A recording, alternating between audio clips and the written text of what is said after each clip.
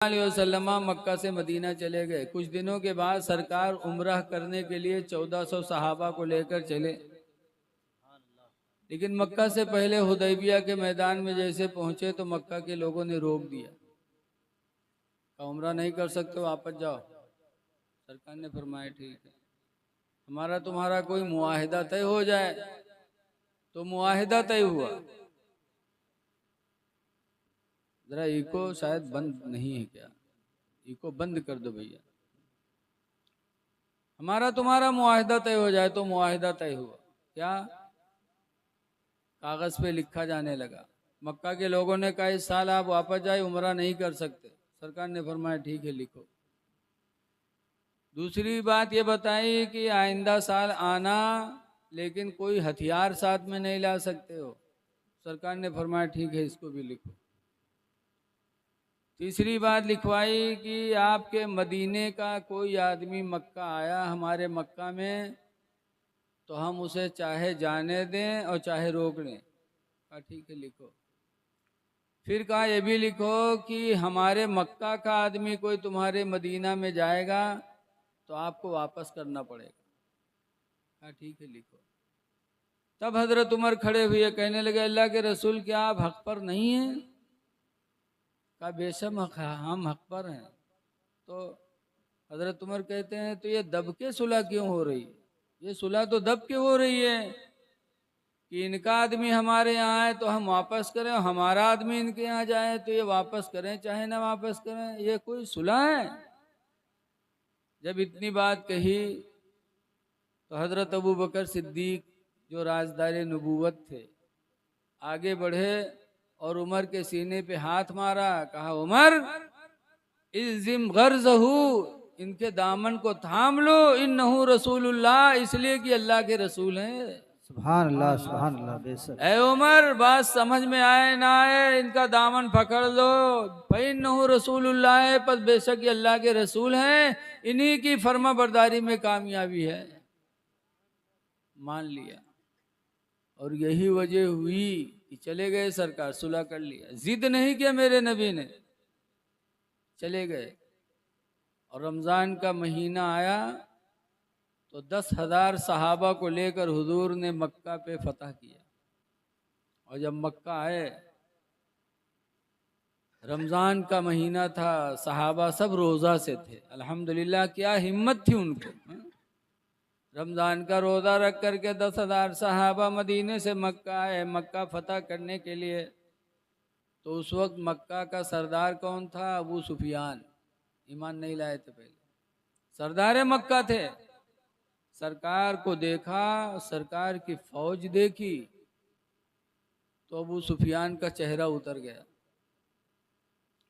तो अबू सुफियान की बीवी हिंदा आई और हिंदा ने अबू सुफियान की मोछ को पकड़ा। बड़े बड़ी मोछे रखाते थे वो लोग। मोछ को पकड़ा, हिंदा ने अपने शौहर अबू सुफियान की मोछ को पकड़ के खींचा। कहा बुज़दिल हो गया, डरपोक हो गया, मोहम्मद को देखा तो डर गया। तो अबू सुफियान ने कहा था हिंदा, मैं देख रहा हूँ, खुदा की कसम इस रुए जमीन पर अब कोई ताकत ऐसी नहीं है जो मोहम्मद का मुकाबला करे। अब पूरी दुनिया पर हुकूमत मोहम्मद की होगी सल्लल्लाहु अलैहि वसल्लम। जब सर अबू सुफियान ने फरमाया, अबू सुफियान ने कहा, सरकार ने फरमाया जो अपने हथियार को जमीन पर रख दे उसके लिए अमान है, जो अपने घर में चला जाए उसके लिए अमान है। लोगों ने कहा अबू सुफियान के लिए भी कुछ कह दीजिए। सरकार ने फरमाया अबू सुफियान के घर में जो चला जाए वो भी अमान में। सुभान अल्लाह। सरकार तशरीफ लाए और आगे बढ़े। जब काबा में दाखिल हुए तो काबे में किसको लेकर गए? आज हम लोग कहीं जाते हैं तो बड़े बड़े लोगों को लेके जाते हैं। बोलो, सरकार खाने काबा में गए तो किसको लेके गए? 2 गुलामों को लेके गए, अपने 2 गुलाम, एक उसामा बिन जैद को और एक हजरत बिलाल को लेके गए काबे में। उसके बाद बिलाल से फरमाया बिलाल काबे की छत पे अजान पढ़ो। तो काबे के छत पर जब अल्लाहु अकबर की पहली मर्तबा आवाज़ बुलंद हुई, हज़रत बिलाल ने जैसे कहा अल्लाहु अकबर अल्लाहु अकबर, तो जो कुफ़ार अपने घरों में बंद थे उन लोगों ने जब ये आवाज़ सुनी कि अल्लाह ही सबसे बड़ा है, तो उन लोगों की दिल की दुनिया बदल गई कि जब सबसे बड़ा अल्लाह है तो उसकी इबादत क्यों न की जाए। सब अपने अपने दरवाज़ों को खोल कर और नबी के कदमों में आए और उन्होंने कलमा पढ़ के इस्लाम को कबूल कर लिया। सुभान अल्लाह सुभान अल्लाह बेशक। ये लोगों अफसोस है कि वो ईमान वाले नहीं थे। अल्लाह अकबर की आवाज़ सुनी तो अल्लाह ने उनको ईमान की दौलत अता फरमा दी। और आज हम ईमान वाले होकर अजान सुनते हैं अल्लाह अकबर और हमको एहसास तक नहीं हो। एक वो थे कि दिल की दुनिया बदली अल्लाह अकबर के सुनने से, और आज हम मुसलमान हैं और अल्लाह अकबर की आवाज़ आती है हमें कान गर्म नहीं होते हमारे। पुकारने वाला पुकार रहा है अला सलाह अला सलाह, और नमाज के लिए और नमाज के लिए हमको मौका ही नहीं है। पुकारने वाला पुकार रहा है अल फलाह, आओ कामयाबी के लिए, आओ कामयाबी के लिए, तो हमें उसकी तरफ कोई तवज्जो ही नहीं। अजान हो रही है, हम बातचीत कर रहे हैं। जी ऐ मुसलमानों, जब अजान की आवाज़ तुम्हारे कानों में पहुंचे तो अपना कारोबार थोड़ा रोक दो, बातचीत रोक दो और जो अजान सुनो उसका जवाब दो। हदीस पाक में जाबिर काला काला रसूलुल्लाह, हजरत जाबिर से रवायत है अल्लाह के नबी ने इरशाद फरमाया मन क़ाल हीन यस्मउन निदा, जिसने अजान सुन करके कहा, क्या कहा, अल्लाहुम्मा रब्ब हादिहि दावति ताम्मा, यानी अजान सुन करके अजान की दुआ जिसने पढ़ी तो हुजूर फरमाते फकुन्तु लहू यौमल क़ियामति शाफ़ियन व शहीदा, तो क़यामत के दिन में उसकी शफाअत भी करूँगा और उसके ईमान की गवाही भी दूंगा। सुभान अल्लाह क्या बात है बेशक। ऐ लोगों, अगर क़यामत के दिन अपने पैगंबर की शफाअत चाहते हो तो अज़ान सुनो और अज़ान के बाद दुआ भी पढ़ो, और जिसके ईमान की गवाही मेरे नबी दे दें उससे बड़ा ईमान किसका हो सकता है। सुभान अल्लाह। नबी की शफाअत नसीब होगी अज़ान के एहतराम करने वाले के लिए। इसीलिए हम सबका अकीदा है कि नबी हम सबकी शफाअत करेंगे। आला हज़रत इमाम अहले सुन्नत फरमाते हैं कि पेश हक मौजूदा शफाअत का सुनाते जाएंगे, बेशक सुभान अल्लाह। पेश हक मौजूदा शफाअत का सुनाते जाएंगे, आप रोते जाएंगे हमको हंसाते जाएंगे। सुभान अल्लाह सुभान अल्लाह सुभान अल्लाह माशाअल्लाह बेशक। तो सरकार ने सुलह किया और जब मक्का फतह हुआ तो बड़े बड़े मुजरिमीन पकड़े गए। वो लोग भी पकड़े गए जिन्होंने सरकार के चेहरे पे पत्थर मारा था, सरकार के दांत टूटे थे, वो भी पकड़े गए। वो लोग भी पकड़े गए जिन्होंने मेरे पैगंबर को 3 साल तक अबू तालिब के हाथे में बगैर दाना पानी के बंद रखा था। 3 साल तक मेरे पैगंबर बंद रहे, न पानी दिया न दाना दिया, घास को खा खा करके मेरे पैगंबर ने 3 साल अबू तालिब के हाथे में गुजारा। वो भी आए। वो लोग भी पकड़े गए जिन्होंने मेरे पैगंबर की बड़ी लड़की ज़ैनब को नेज़ा मारा, और ज़ैनब हमल से थी। नेज़ा मारा, हजरत ज़ैनब का हमल ख़त्म हो गया। तब रसूलुल्लाह रोए थे। एक बाप को अपनी लड़की से कितनी मोहब्बत होती है बाप ही जानता। ऐसे मुजरिम भी पकड़े गए तो कांप रहे थे कि आज मोहम्मद हम पर गालिब आ गया, आज हमसे बदला लेंगे। एक सहाबी को जोश आया, आगे बढ़े, उन्होंने कहा अल-यौम यौमुल मज़हमा, ऐ मक्का के लोगों सुन लो, आज तुमसे बदला लेने का दिन है, आज हम गालिब आए हैं, तुमसे बदला लेंगे। तो मेरे पैगंबर आगे बढ़े और उस सहाबी को पीछे हटाए, कहा लाल यौम यौमुल मज़हमा, आज का दिन बदला लेने का दिन नहीं है। मेरे नबी फरमाते हैं बल अल यौम यौमुल मरहमा, आज का दिन तो रहमत का दिन है। फतह किया मेरे पैगंबर ने तो मक्का के लोगों को रहमत का पैगाम सुनाया, तो जो लोग दूर थे वो भी इस्लाम से करीब हो गए। लोगों, सरकार की जिंदगी हमारे तुम्हारे लिए नमूने अमल है। सुलह किया था मेरे पैगंबर ने, दब कर सुलह की थी लेकिन सुलह कर लिया था। लेकिन आज हम लोगों में जिद है, अगर मुकदमा चल रहा है तो 20-20 साल तक चल रहा है, लड़ रहे हैं, कह रहे ना हमसे कम ना उनसे कम। ऐ मुकदमा लड़ने वालों, सुलह कर लो। तुम कमज़ोर बन जाओ, कमज़ोर बन के तुम सुलह कर लो तो इंशाअल्लाह गलबा तुम्हारा ही होगा। मियाँ बीवी में झगड़ा चल रहा है, मियाँ बीवी में अगर मुकदमा हो रहा है तो दोनों में सुलाहियत हो जाए। जो नरमी करेगा, जो नर्म बनकर कमज़ोर बन कर के सुलह कर लेगा, अल्लाह उसके दर्जों को बुलंद फरमा देगा। सुलाहियत कर लो। और दो लड़ने वालों में अगर आपसे हो सके तो दो लड़ने वालों में समझा बुझा करके सुलाहियत करा दो। दोनों में सुलाहियत कराने के लिए अगर झूठ भी बोलना पड़े तो मेरे पैगंबर फरमाते झूठ बोल कर भी लड़ने वालों को सुलह करा दो। सुलाहियत के लिए झूठ बोलना भी जायज़। हदीस में हुजूर फरमाते हैं अब्दुल्लाह इब्न अब्बास क़ाला क़ाला रसूलुल्लाह, अब्दुल्ला बिन अब्बास से रवायत है, फरमाते मेरे पैगम्बर ने इरशाद फरमाया लैसल किज़्ज़ाबो, वो झूठा नहीं है। कौन? अल्लज़ी युस्लिहु बैनन नास, जो झूठ बोल कर लोगों के दरमियान में सुलह करा दे। फरमाते वो झूठा नहीं है, बल हुआ यक़ूलु खैरा, बल्कि वो तो अच्छी बोली बोल रहा है। सुलह कराओ, सुलह कर लो, जिद ना करो। जिद्दी का अंजाम बहुत बुरा होता है। एक जिद्दी का वाक़या मौलाना अब्दुल मुस्तफ़ा आदमी अली रामा ने अपनी किताब हक़्क़ानी तकरीर में लिखा है। एक जिद्दी का वाक़या, जिद नहीं करना चाहिए किसी मामले। लिखते हैं कि एक नवाब साहब थे, एक नवाब के नौकर रहा, के नाम रहा बुद्धू। तो नवाब साहब ने कहा यार बुद्धू, ससुराल से दावत आई, ससुराल चलना था। ससुराल की दावत बहुत अहम होती है। बोलो, सब कोई कुंवारे में बैठे हो यार, बोलो ना यार, खाना है।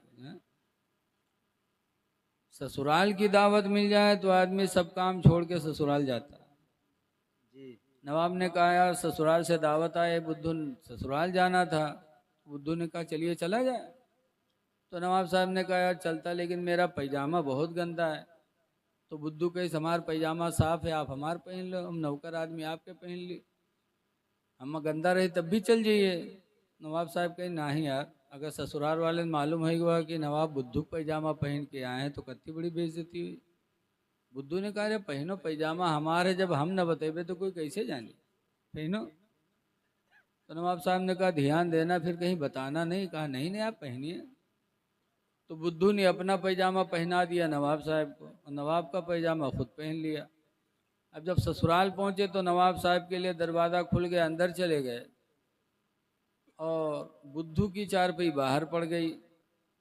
गांव के लोगों को पता चला कि नवाब साहब आए हैं, तो कुछ लोग मिलने के लिए आए। जब मिलने आए तो बुद्धू बाहर थे। लोगों ने पूछा बुद्धू भाई नवाब साहब कहाँ हैं? तो बुद्धू ने कहा अगर नवाब साहब से मिलना है तो अंदर चले जाओ, और अगर उनके पैजामा से मिले आए तो इधर मिल लो। तो लोग सोचें कहीं नहीं कौन सी बात रही, कहीं बस बात ऐसे है, अगर उनसे मिले आए तो अंदर चले जाओ, अगर उनके पैजामा से मिले आए तो इधर मिल लो। अब नवाब साहब सुनी तो बहुत आग बगोला, लेकिन करें क्या बेचारे। जब लोग मुलाकात कह के चले गए, नवाब साहब निकले डांटे लागे, कहीं बदतमीज़ कहीं का तूने मेरी बेइज्जती कर दी। तो बुद्धू कहते हैं अरे साहब गलती हो गई, भूल गया था, माफ़ कर दीजिए, अल्लाह माफ़ करता, अभी माफ़ कर दो। फिर माफ़ कर दिया। फिर कुछ लोग मिलने के लिए आए। जब फिर आए तो फिर बुद्धू बाहर मिले। लोगों ने पूछा बुद्धू भाई नवाब साहब कहाँ हैं? बुद्धू कहते नवाब साहब तो अंदर है, लेकिन एक बात सुन लो। कहीं नवाब साहब के पास जाओ, सब बात पूछो, लेकिन उनसे उनके पैजामा न पूछो। कि पैजामा कहाँ है। पैजामा न पूछो, कहीं हाँ बस बात ऐसे, पैजामा न पूछो बाकी सब पूछो। अब नवाब साहब सुने तो बहुत खफा। जब सब लोग मिलके चले गए तो नवाब साहब आए का मारे लगे, कहीं कमीना कहीं का तूने मेरी बेइज्जती कर दी। बुद्धू कहते हैं अरे साहब मना तो किया रहे पैजामा न पूछो, कहते हट नालायक फिर पैजामा पैजामा बक रहा है। तो कहा अच्छा माफ़ कर दीजिए, पैजामे का नाम ज़बान पे नहीं आएगा। खैर फिर माफ़ हो गए। फिर गांव के लोग मिलने के लिए आए। बुद्धू ने देखा तो बुद्धू ने सर नीचे कर लिया। लोगों ने पूछा बुद्धू भाई नवाब साहब कहाँ हैं? बुद्धू चुप, कुछ नहीं, खामोश। लोगों ने कहा रे बुद्धू बोलना रे, नवाब साहब कहाँ हैं रे? एक चुप हजार चुप, बुद्धू कुछ नहीं बोले। फिर लोगों ने कहा रे बुधवा बता न रे कहाँ है नवाब साहब रे? तो बुद्धू कहा था मैं क्या जानूं नवाब साहब कहाँ है। जब उनका हम पैजामा नहीं बता सकते तो उनको कैसे बता सकते हैं। बस नवाब साहब निकले उका मार के भगाए दी। मारा भी गया, नौकरी भी गई। पता चला जिद करने वाले का अंजाम बुरा ही होता है। ऐ लोगों जिद न करो, मुकदमा चल रहा है तो अल्लाह की रजा के लिए सुलह कर लो, झगड़ो ना। सुलह करोगे अल्लाह की रहमत तुम्हारे साथ होगी। नबी की जिंदगी तुम्हारे लिए हमारे लिए नमूने अमल है। झगड़ा न करो। कुरान फरमाता वाला तनादऊ वाला तफसलो, झगड़ा न करो और आपस में फूट पैदा न करो। एक जगह अल्लाह फरमाता वातसिमू बिहब्लिल्लाहि जमीआ, ऐ लोगों अल्लाह की दीन की रस्सी को सब लोग मजबूती से पकड़ लो। सुभान अल्लाह सुभान अल्लाह। वला तफर्रको, और आपस में फूट पैदा न करो। आपस में फूट न करो। अल्लाह की दीन की रस्सी को सब लोग मजबूती से थाम लो। सुभान अल्लाह। लेकिन आज हम लोगों में ये बात समझ में नहीं आती। बात बात पे झगड़ा, बात बात पे रिपोर्ट। ए बच्चे चुप रहो, झगड़ा न करो, वरना तकरीर सुनने से क्या फायदा। आते हो रस्मन न सुनो, बल्कि जो सुनो तो उस पर अमल करने की कोशिश करो, झगड़ा न करो। हदीस पाक में अनसिन काला काला रसूलुल्लाह, हजरत अनस से रवायत है, फरमाते अल्लाह के रसूल ने शायद फरमाया लैसा शदीदु, सरकार फरमाते पहलवान वो नहीं है, पहलवान वो नहीं है। कौन? अल्लज़ी यसरो, जो दूसरे को पटक दे, दूसरे को पछाड़ दे, मार दे, वो पहलवान नहीं है। बल्कि मेरे पैगंबर फरमाते हैं बलिशदीदु, बल्कि पहलवान तो वो है अल्लज़ी यमलकु अला नफ्सिही इंदल ग़ज़बी, जो गुस्सा के वक्त अपने नफ्स पर काबू कर ले। सुभान। गुस्सा आए हाथ ना उठाओ किसी पर, गुस्सा आए मुंह से गाली ना दो, बल्कि गुस्सा आए तो अपने नफ्स पर काबू कर लो, अपने जबान पर भी काबू, अपने हाथ पैर पर भी काबू कर लो। पैगंबर फरमाते हैं सबसे बड़ा पहलवान तो वही है। पहलवान बनो, मार कर पहलवान नहीं बन सकते, सब्र करने वाला पहलवान। लेकिन आज चाहे जितनी तकरीर करो आदमी मानने वाला नहीं। हम लोगों की मिसाल, अभी सीतापुर में एक जगह जलसे में आया था, रेउसा बाजार के पास, तो इधर औरतों का मजमा इधर मर्दों का मजमा। हम तकरीर कर रहे थे, समझा ही रहे थे कि अल्लाह जाने मेहरवन में का हुआ, बस दुई ठोरे झोंटा पकड़ के खड़ी हुईगी। अब वो झोंटा छोड़बे नहीं करें, तमाम मेहरुए लपटियाने, लेकिन झोंटा नहीं छोड़ी, सारा जलसा खराब हो गया। जैसे सड़वे नहीं भिड़ी आ जाते रोड पर, तो चाहे जाता लाठी चलाओ हटत नहीं है, ऐसे दोनों पकड़े खड़े। क्या फायदा तकरीर सुनने से। तो वही हाल है, जैसे बताते हैं कि एक प्राइमरी स्कूल चल रहा था, मास्टर साहब पढ़ा रहे थे, किसी बच्चे ने गलती किया तो मास्टर साहब ने डांटा, कहे गधे। हम लोग भी बच्चों को गधा उधा कह देते हैं। मास्टर साहब ने डांटा, कहे गधे। इत्तेफाक से स्कूल के पीछे एक धोबी जात रहा है, धोबीवा सुनिस तो चौका कही साय का स्कूल में गधा पढ़ा था। मास्टर साहब का तो ये गध है। तो धोबीवा लौट गया वगवा स्कूल में, कहीं मास्टर साहब का आपके स्कूल में गधान के पढ़ाई होत है। तो गुस्सा में बैठे ना, कहीं ना होत है। तो कहे तो हमरो गधा है पढ़ाए दो। तो कहीं जले आओ। गुस्सा में कहीं धोबीवा से ही जाने बगवा धोबीवा अपन गधा खोल लावा। गधा खोल के लावा स्कूल में कह लियो मास्टर साहब के नाम लिख लियो। तो मास्टर साहब कलम वलम चलें झूठे कहीं लिख लिया जा। तो कहते फीस, दाखिला फीस, तो कहीं 300 रुपया। तो 300 रुपये निकाल के दे दिए। ठीक है, पूछा था कते दिन में पढ़ाए दे मास्टर साहब, कहीं जा 6 महीना में पढ़ाए दे। धोबिया चला हुआ घरे खुश कि हमारे गधा पढ़े थे 6 महीना में पढ़ जी। और मास्टर साहब इंसान का पढ़ाए नहीं पाओ थे, गधा कस के पढ़ावें। जब धोबिया चला गया तो मास्टर साहब गधावा कल बेच 300 रुपये। उनके 3 दूनी 600 वसूल हुई गए। और धोबिया घरे सोचे कि हमारे गधा पढ़े थे 6 महीना पढ़ जी। जब 6 महीना पुरियाने तब धोबिया सोचिस कि अब तो हमारा गधा पड़ेगा भाई। तो रस्सी वस्सी लिहिस कहीं जई बांध ले का। तो रस्सी लेके स्कूल में पहुंचा। कहीं मास्टर साहब गधावा हमार पढ़ेगा। कहीं जा उसका पढ़ा लिखा फलाने थाना कोतवाल बनवा दिया जा। तो धोबिया बहुत खुश कि हमारा गधा पढ़ेगा और सरकारी नौकरी पाएगा। और वो कोतवाल की नौकरी, जिके घर में एक होमगार्ड हो जाते उके रू आपके तो ठिकाना नहीं। और जिके घर में कोतवाल हो जाए उके कत्ता सिक्का चले। बहुत खुश। तो रस्सी वस्सी लेके कोतवाली में गवा। अब वहाँ लोगों से पूछिस कि कोतवाल साहब कहाँ हो। तो सामने बैठे रहे कोतवाल साहब कुर्सी पर। लोग बताएं कहीं बदले बैठे हैं। तो धोबिया कोतवाल साहब का रस्सी दिखाइस कहिस आह आह आह आह आह आह। जैसे पहले चुचकार बलावत रहे ऐसे वो दिन बलावे लग। तो कोतवाल साहब को बड़ा ताज्जुब हो, कहीं सबसे नमस्कार करते उनका रस्सी दिखावत है। कहीं कहा बात है रे। फिर कहा था आह आह आह आह आह।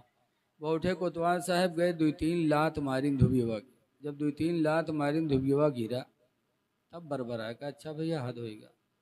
तो का लिखा है पढ़ा है कोतवाल बनवा दिया, लेकिन तो लात मारे वाली आदत नहीं गई। तू रही गए गधा है गधा। वह फिर कोतवाल साहब का ओढ़े ला गया। हाँ, तो जैसे गधा की आदत है लात मारने की, यही हाल हम लोगों का है। चाहे जितना समझाओ, झगड़ा न करो, फूट पैदा न करो, अल्लाह के बात पर अमल करो। अल्लाह फरमाता वातसिमू बिहब्लिल्लाहि जमीआ, अल्लाह की रस्सी को सब लोग मिलके पकड़ लो। वला तफर्रको, और आपस में फूट पैदा न करो, मिलजुल के रहो। हदीस पाक में है अन अबी हुरैरा काला काला रसूलुल्लाह, अबू हुरैरा से रवायत फरमाते अल्लाह के रसूल ने इरशाद फरमाया लन तदखुलुल जन्नह, ऐ लोगो हरगिज हरगिज तुम जन्नत में नहीं जाओगे। मेरे नबी ने फरमाया हत्ता तुमिनु, यहाँ तक कि तुम सब ईमान ले आओ। बगैर ईमान के जन्नत में दाखिला नहीं है। फिर आगे फरमाते वलन तुमिनु, और हरगिज हरगिज तुम ईमान वाले नहीं हो सकते हत्ता तहाब्बू, जब तक के आपस में मोहब्बत नहीं करोगे। जब तक आपस में मोहब्बत नहीं होगी ईमान मुकम्मल नहीं होगा, और जब तक ईमान मुकम्मल नहीं होगा जन्नत में दाखिला नहीं होगा। फिर आगे सरकार फरमाते अवला अदुल्लुकुम अला शै, ऐ मेरे सहाबा क्या ऐसी चीज मैं तुमको न बता दूं इदा फअलतुमूहु तहाबबतुम, कि जब तुम लोग उस चीज को करो तो तुम्हारे दरमियान मोहब्बत पैदा हो जाए। ऐसी चीज बता दूं? सरकार फरमाते कालू बला, सहाबा ने कहा हाँ हाँ अल्लाह के रसूल जरूर बता दीजिए उस काम को जिसके करने से हम लोगों के आपस में मोहब्बत पैदा हो जाए। तो सरकार ने फरमाया था इफ्शुस्सलाम बैनकुम, आपस में मिला करो तो सलाम कर लिया करो।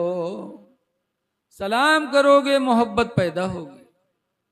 दो लोगों में बोलचाल न हो, अगर कोई अगला सलाम कह ले तो दूसरे का दिल नर्म हो जाता है। बोलो होता है कि नहीं होता है?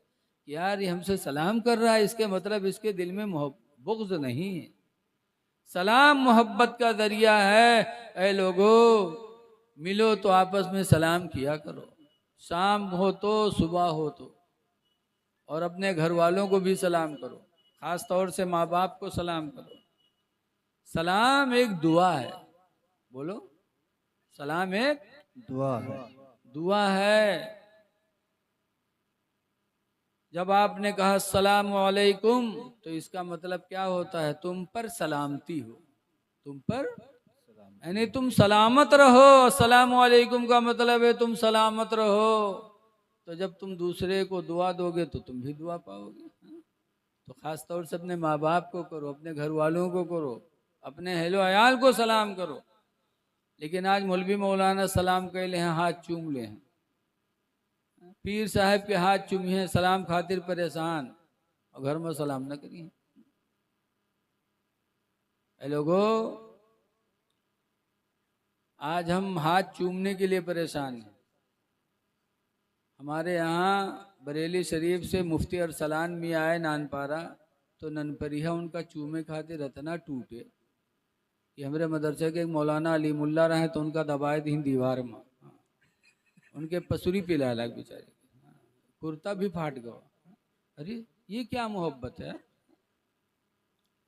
मसला है हज करने जाओ और हरम में जाओ, खुदा के घर का तवाफ करो, काबे का, और उसमें एक पत्थर लगा जिसका नाम असवद है, जी।